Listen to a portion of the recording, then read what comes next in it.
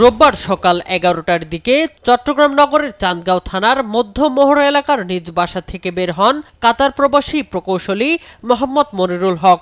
পরিবারের সদস্যরা জানান, কিছুক্ষণ পর থেকেই তার মোবাইল ফোন বন্ধ পাওয়া যায়।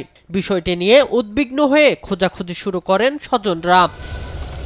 এরই মধ্যে অজ্ঞাত পরিচয়ের এক ব্যক্তি পরিবারের কাছে ফোন করে জানান, মনিরুল তাদের হেফাজতে রয়েছেন, তাকে জীবিত ফেরত পেতে হলে 3 লাখ টাকা দিতে হবে।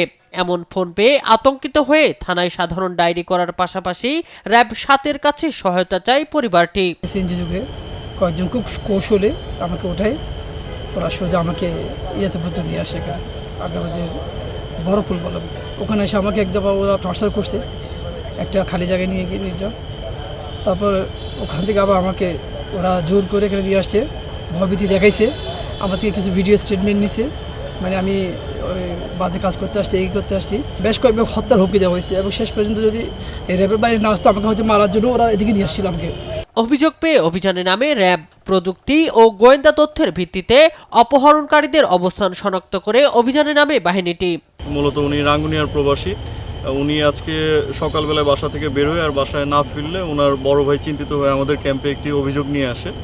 পরবর্তীতে ওনার অভিযোগের ভিত্তিতে আমরা যে আমাদের অভিযান পরিচালনা করি এবং সর্বশেষ আমরা আনুমানিক বিকাল 5:30 নাগাদ ওনাকে এই এলাকা থেকে উদ্ধার করি। এক পর্যায়ে বন্দর থানার রেলওয়ে একাডেমি সংলগ্ন সিএইচএসডি গুদামের সামনের জঙ্গল থেকে প্রকৌশলী মনিরুল হককে অক্ষত অবস্থায় উদ্ধার করা হয়। এই সময় আটক করা হয় 4 অপহরণকারীকে। টিমকে জিজ্ঞাসা করে তথ্য পেয়েছি, সেটা হচ্ছে যে ওনার থেকে 3 লাখ টাকা মুক্তিপণ দাবি করেছিল।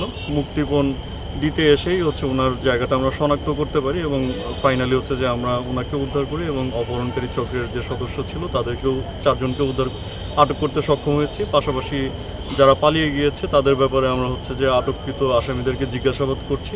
অপহরণের পরপরই দ্রুত পদক্ষেপ নেয় ভুক্তভোগীকে নিরাপদে উদ্ধার করা গেছে বলে জানিয়েছে র্যাব।